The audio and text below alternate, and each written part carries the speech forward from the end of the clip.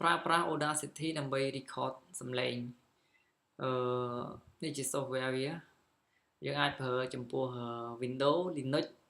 ឬក៏ Mac ចឹងអាចប្រើបានទាំង3ហ្នឹងយើងប្រើ software នេះ software នេះវាតូចងាយស្រួលប្រើ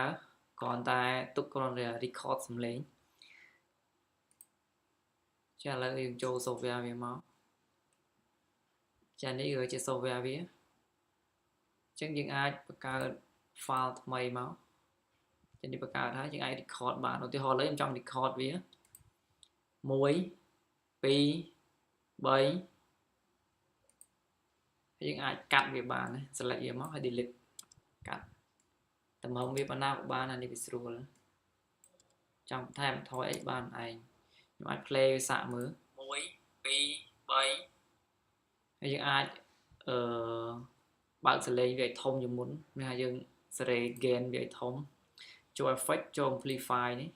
យើងអាចសេរីវានេះហើយយើង preview មើល1 2 3នេះលឺជាងមុនចាំបើយើងពេញចិត្តប៉ុណ្ណឹងយើងអាចអូខេវាបាន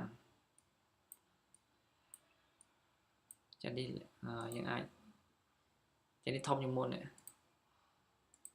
យើងអាច1 2 3ចឹងយើងអាចកាត់វាឥឡូវចង់មកតែលេខ1យើងអាចកាត់វាលេខ1មក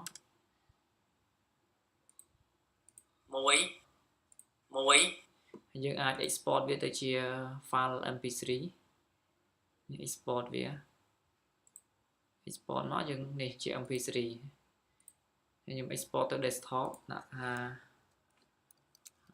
sound លេខ1 save មក